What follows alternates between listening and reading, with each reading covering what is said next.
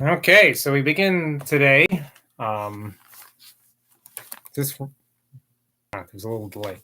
We begin today with Boswell being a little, shall we say, old-fashioned, completely wrong, immoral, whatever you want to call it, about the slave trade and slavery. So bear with me while I read this part in his voice, not my words. This is Boswell speaking, don't forget. Okay. So yesterday, Johnson gave a legal definition for why slavery is if not immoral, then illegal, but also immoral. Boswell's rebuttal. I record Dr. Johnson's argument fairly upon this particular case, where perhaps he was in the right. But I beg leave to enter my most solemn protest against his general doctrine with respect to the slave trade. For I will resolutely say that his unfavorable notion of it was owing to prejudice and imperfect or false information.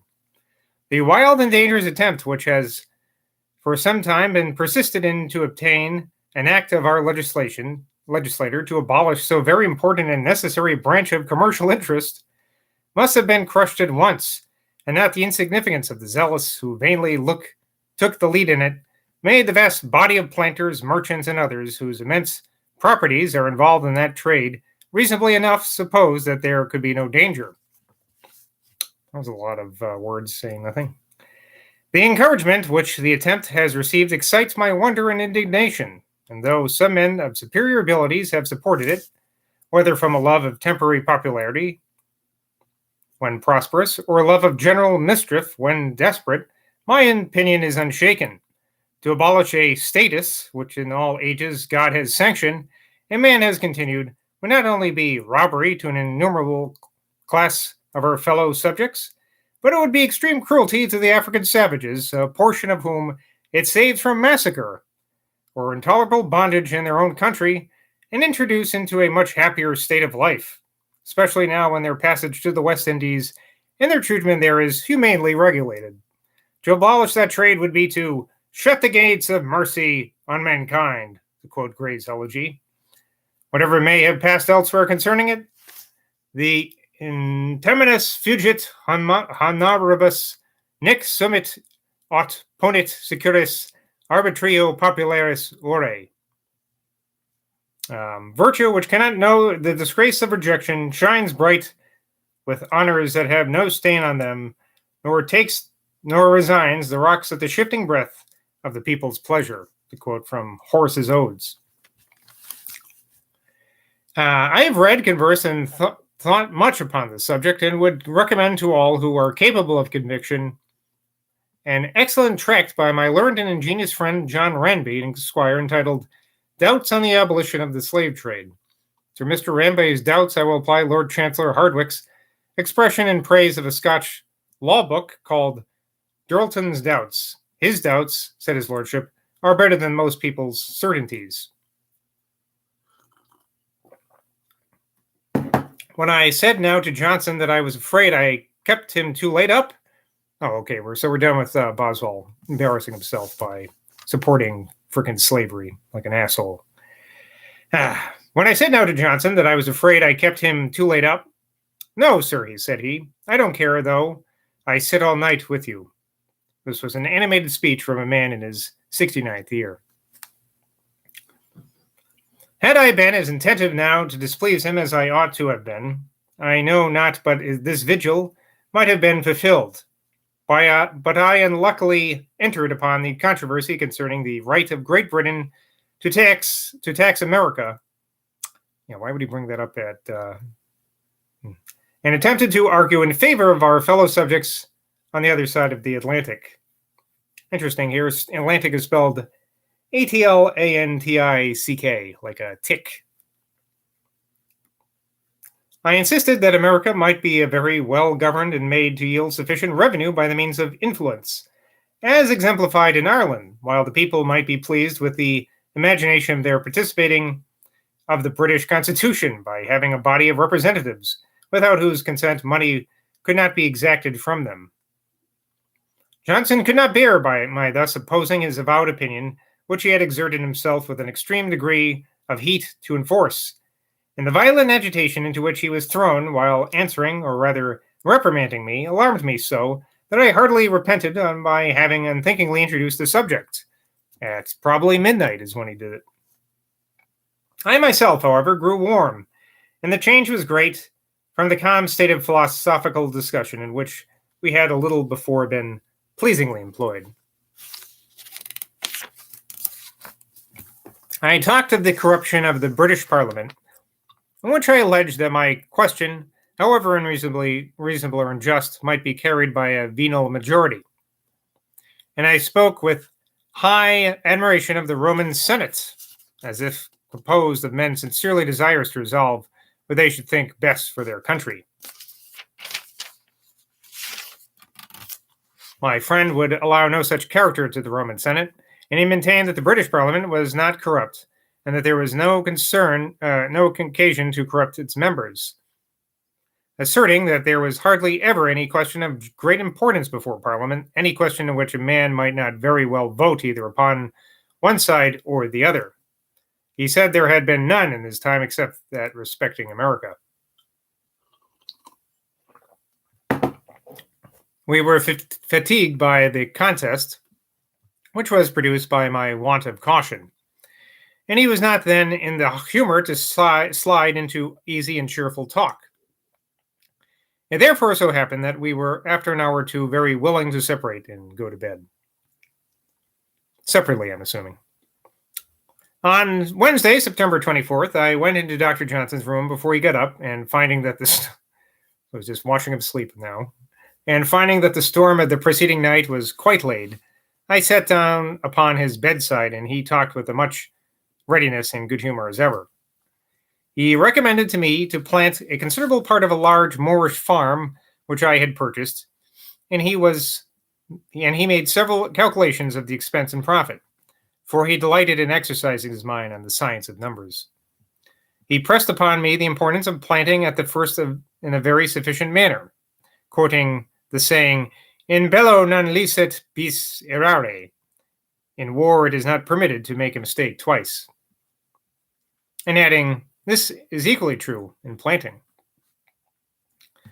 I spoke with gratitude of Dr. Taylor's hospitality, and as evidence that it was not an account of his good table alone that Johnson visited him often, I mentioned a little anecdote which had escaped my friend's recollection, and at hearing which repeated, he smiled. One evening, when I was sitting with him, Frank delivered this message: "Sir, Dr. Taylor sends his compliments to you and begs you will dine with him tomorrow. He has got a hare." "My compliments," said Johnson, "and I'll dine with him, hare or rabbit." After breakfast, I departed and pursued my journey northwards. I took my post-chaise from the Green Man, a very good inn at Ashburn, the mistress of which, a mighty civil gentlewoman, curtsying very low, presented me with an engraving of the sign of her house, to which she had subjoined in her own handwriting an address in such singular simplicity of style that I have preserved it pasted upon one of the boards of my original journal at this time, and shall here insert it for the amusement of my readers.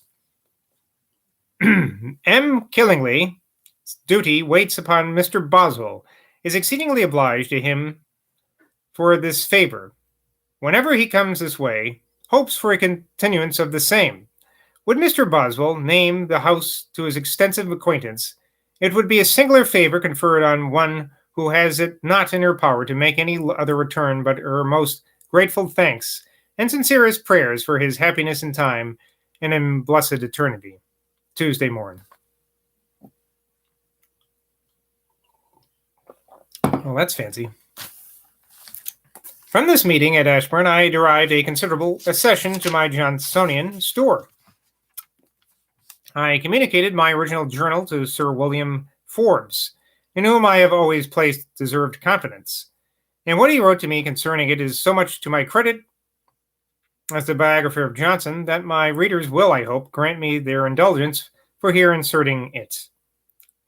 "It is not once or twice going over it," says Sir Williams, "that will satisfy me, for I find it in a high degree of instruction as well as entertainment, and I derive more benefit from Dr. Johnson's admirable discussions than I should be able to draw from his personal conversation.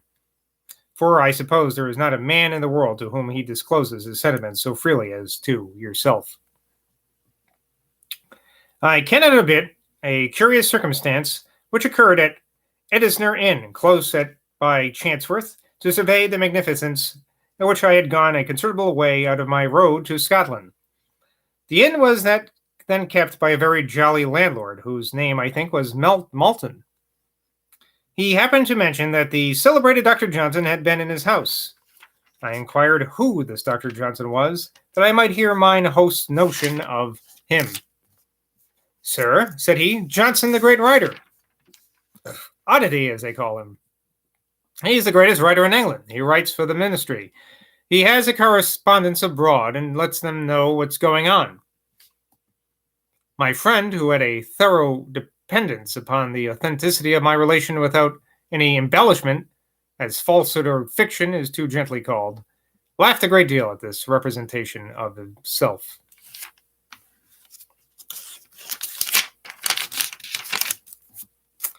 Mr. Boswell to Dr. Johnson. Edinburgh, September 29th, 1777. My dear sir, by the first post I inform you of my safe arrival at my own house, and that I had the comfort of finding my wife and children all in good health. When I look back upon our little late interview, it appears to me to have answered expectations better than almost any scheme of happiness that I ever put in execution. My journal is stored with wisdom and wit, and my memory is filled with the recollection of lively and affectionate feelings, which now, I think, yield me more satisfaction than at the time when they were first excited.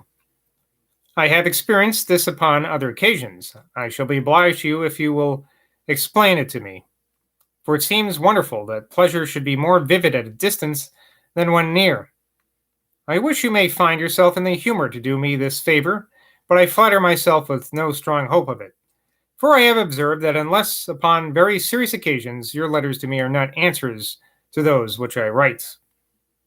Brackets now, it says, I then expressed much uneasiness that I had mentioned to him the name of the gentleman, says here Topham Beauclerk in a footnote, who had told me the story so much to his disadvantage, the truth of which he had completely refuted. That was a couple days ago. See part 135 or so. For that my having done so might be interpreted as a breach of confidence and offend one whose society I valued. Therefore, earnestly requesting that no notion might be taken of it to anybody till I should be in London and have an opportunity to talk it over with the gentleman. And this is Johnson's answer to that letter. To James Boswell, Esquire. Dear Sir, you will wonder, or you have wondered, why no letter has come from me. What you wrote at your return has in it such a strain of cowardly caution as gave me no pleasure. I could not well do what you wished. I had no need to vex you with a refusal. I have seen I'm guessing this is Beauclerk, and as to him have set all right without any convenience, so far as I know, to you. Mrs. Thrale has forgot the story. You may now be at ease. And at ease I certainly wish you, for the kindness that you showed in coming so long a journey to see me. It was a pity to keep you so long in pain. But upon reviewing the matter, I do not see what I could have done better than as I did. I hope you found at your return my dear enemy and all her little people quite well, and had no reason to repent of your journey. I think on it with great gratitude. I was not well when you left me at the doctor's, and I grew worse. Yet I stayed on, and at Lichfield was very ill. Traveling, however, did not make me worse, and when I came to London, I complied with a summons to go to Brighthelmstone, where I saw Beauclerk and stayed 3 days. Our club has recommenced last Friday, but I was not there. Langton has another wench. It says a daughter born to him in a footnote. Mrs. Thrale is in hopes of a young brewer. They got by their trade last year a very large sum, and their expenses are proportionate. Mrs. Williams' health is very bad. and I have had for some time a very difficult and laborious respiration, but I am better by purges, abstinence, and other methods. I am yet, however, much behindhand in my health and rest. Dr. Blair's sermons are now universally commended, but let him think that I had the honor of first finding and first praising his excellencies. I did not stay to add my voice to that of the public. My dear friend, let me thank you once more for your visit. You did me great honor, and I hope met with nothing that displeased you. I stayed long in Ashburn, not much pleased, yet awkward at departing. I then went to Lichfield, where I found my friend at Stowhill, says here Mrs. Aston was his friend, very dangerously diseased, such is life. Let us try to pass it well, whatever it be, for there is surely something beyond it. Well, now I hope all is well. Write as soon as you can to dear sir, your affectionate servant, London, November 25th, 1777, Sam Johnson. And now a letter back to Sam Johnson from James Boswell. Edinburgh, November 29th, 1777. My dear sir, this day's post has at length relieved me from such uneasiness by bringing me a letter from you. I was indeed doubly uneasy on my own account of yours. I was very anxious to be secure against any bad consequence from my imprudence in mentioning the gentleman's name who had told me a story to your disadvantage. And as I could hardly suppose it possible that you would delay so long to make me easy unless you were ill, I was not a little apprehensive about you. You must not be offended when I venture to tell you that you appeared to me to have been too rigid upon this occasion. The cowardly caution which you gave no pleasure was suggested to me by a friend. It says here in a footnote, Professor Pottle suggests John Johnson of Grange was his friend, to whom I mentioned the strange story and the detection of its falsity as an instance how one may be deceived by what is apparently very good authority. But as I am still persuaded that as I might have obtained the truth without mentioning the gentleman's name, it was wrong in me to do it. I cannot see that you are just in blaming my caution.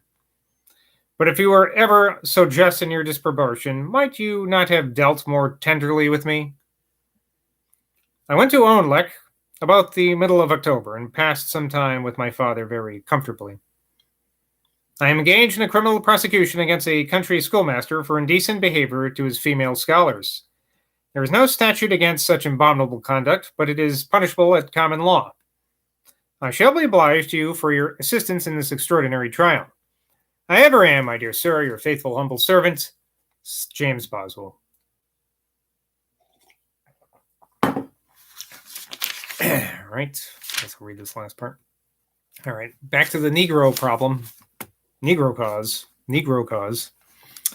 About this time, I wrote to Johnson, giving him an account of the decision of the Negro cause by the Court of Session, which by those who hold even the mildest and most best regulated slavery and abomination, of which number I do not hesitate to declare that I am one, should be remembered with high respect, and to the credit of Scotland, for it went upon a much broader ground than the cause of Somerset, which was decided in England. It says, see State Trials, Volume 11, page 339, in Mr. Hargreaves' argument. So go ahead and do that if you got the time. Being truly the general question whether a perpetual obligation of service to one master in any mode should be sanctified by the law of a free country. A Negro, then called Joseph Knight, a native of Africa, who, having been brought to Jamaica in the usual course of the slave trade, and purchased by a Scotch gentleman in that island, had attained his master to Scotland, where it was officiously suggested to him that he would be found entitled to his liberty without any limitation. He accordingly brought his action, in the course of which the advocates on both sides did themselves great honor. Mr. Maclaurin has had the praise of Johnson for his arguments. The motto to it was happily chosen, Quatimus ille niger quamot visti cadibus essis. Though he was swart and thou art fair. Virgil, Eclogues 2. There's a part down here. I think this is the same. I don't know if this is a Boswell or an editor's voice, but I cannot avoid mentioning a circumstance no less strange than true that a brother advocate, Alexander White, that's an editor, according to Scott, but the identification is very doubtful, in considerable practice, but of whom it certainly cannot be said Ignatius disdicit fidelis artis, a careful study of the liberal arts, Ovid. Asked Mr. McLaren, with a face of flippant assurance, "Are these words your own?" I don't understand that footnote, so I'm going to move on. Anyway, Mr. McLaren has had the praise of Johnson for his argument in favor of the Negro, and Mr. McConaughey distinguished himself on the same side by his ingenuity and extraordinary research. Mr. Cullen, on the part of the master, discovered good information and sound reasoning, in which he was well supported by Mr. James Ferguson, remarkable for a manly understanding and a knowledge both of books and of the world. But I cannot too highly praise the speech which Mr. Henry Duns generously contributed to the cause of the sooty stranger. Ugh. Mr. Dundas' Scottish accent, which has been so often in vain obtruded as an objection to his powerful abilities in Parliament, was no disadvantage to him in his own country. And I do declare that upon this memorable question he impressed me, and I believe all his audience, with such feelings as were produced by some of the most eminent orations of antiquity. This testimony I liberally give to the excellence of an old friend with whom it has been my lot to differ very widely upon many political topics. Yet I persuade myself without malice. A great majority of the Lords of Session decided for the Negro, but 4 of their members, the Lord President, Lord Ellencock, Lord Monboddo, and Lord Comington, resolutely maintained the lawfulness of a status, which has been acknowledged in all ages and countries, and that when freedom flourished as in old Greece and Rome. All right, well, I hope that's the most squeamish section we have for a while. A little awkward reading that. Please don't paste that on the internet out of context, making it sound like those were my words. But anyway, till next time, bye from Boswell.